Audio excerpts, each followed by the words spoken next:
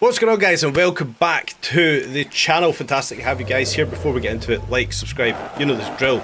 Today we're going to finish off something I should have finished a while ago, and it is the Hidden Rex. This one here has a license to thrill. It is, of course, the Mercedes-Benz 300 SL. Finally completing this one out. Don't know why I've not persisted with it, but we have now claimed the 300 SL. Vivian congratulating us for all of our efforts, of course.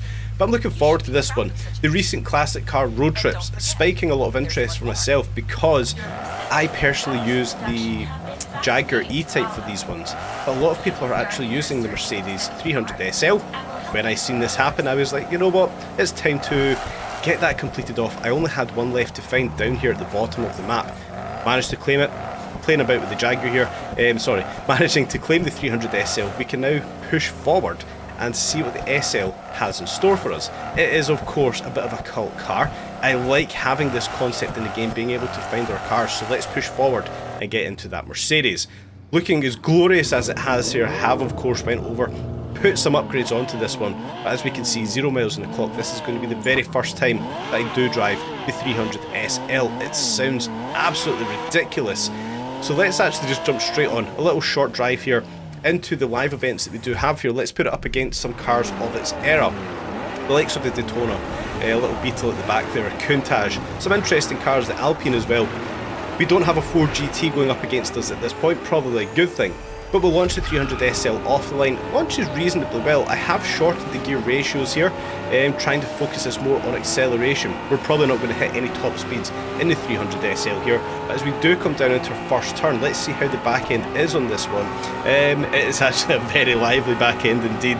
Come down, we'll brake here, we'll brake early. We might get collected by AI from the back. We don't at this point. We know that AI do tend to dive bomb into that corner. The 300 SL so far seems to be a reasonably good car. The back end is fairly lively. Brake into this section, it's not actually all too bad. I encourage you guys, push forward. Go ahead and claim out all of those wrecks and claim your 300 SL. Left-hander here, we do kick the back end out, a little bit of a drift. Clip that curb on the inside. This thing's actually quite a solid car. It's not overly lively in the back end. It's always going to be this game itself isn't built for rear-wheel drive cars, we know that. But considering the power we're putting through this old chassis, it's actually a reasonably well balanced car. Left-hander there, again the back end not stepping out like it did with the E-Type. We can push forward here.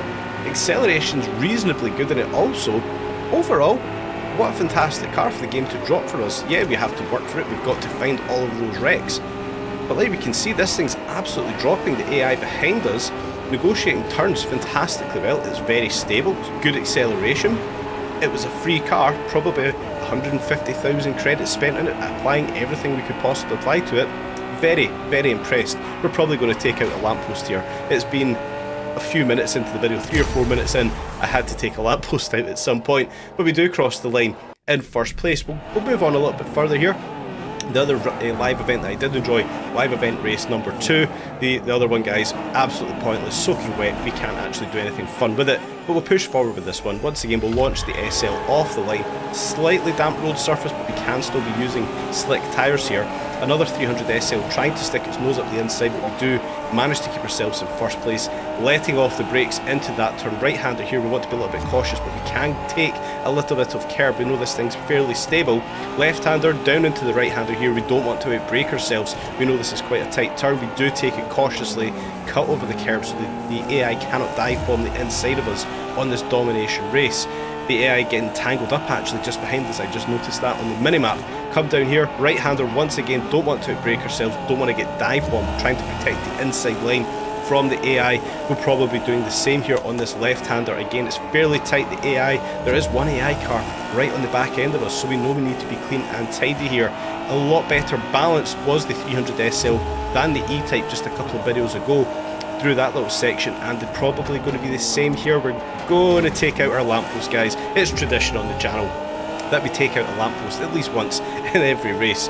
But we can now stretch the legs of the SL, stretch it away from the rest of the pack, just one AI car in close proximity to us, and it's not even all that close. Left-hander here, we can kick the back end out just a little bit, much like we can do with this right-hander here, not getting on the power too early so we don't lose the back end. The same will apply for this right-hander, but now we can start to have a little bit of fun. We've got a big gap to the rest of the pack, right-hander into left-hander, and we can get the power down. We can start playing about a little bit, enjoying the 300 SL. Like we said guys, very much a 007 car. This one does indeed have a license to thrill. Foot flat to the floor here, up into 4th gear, crossing 100 miles an hour. Yes, it's an old car. Yes, it's not breakneck speed, but what a bag of fun that this thing has been so far. Heavy braking zone, managing to miss 2 lampposts. What the hell's going on guys? We missed 2 lampposts there. Left-hander here, we know we can actually be a bit faster through here. We've learned that as we do. Collect the lamppost. Left-hander again. We know we don't have to brake all too heavy, stretch this track a little bit wider, and now it is foot to the floor, to the finish line, in the 300 SL, with a nice little horn test at that point. 95% guys, this one's in the bag, another win, and another glorious outing in the Mercedes-Benz 300 SL. I hope you guys have pushed forward, claimed all of your hidden wrecks, and experienced the Mercedes-Benz 300 SL. Very happy I've done this now. Actually a very entertaining car for some of these classic races. This is perhaps going to be my go-to. I don't want to spend the money on the Ford GT. For me it's just too much for these classic races. I want to try and use the other cars that are not the meta, like the Jaguar E-Type and like this Mercedes-Benz 300 SL. Completely free in game. Stick some upgrades on it guys. I guarantee you'll have a bag of fun. I hope you've enjoyed today's video. Stay tuned for more content on Test Drive Unlimited Solar Crown.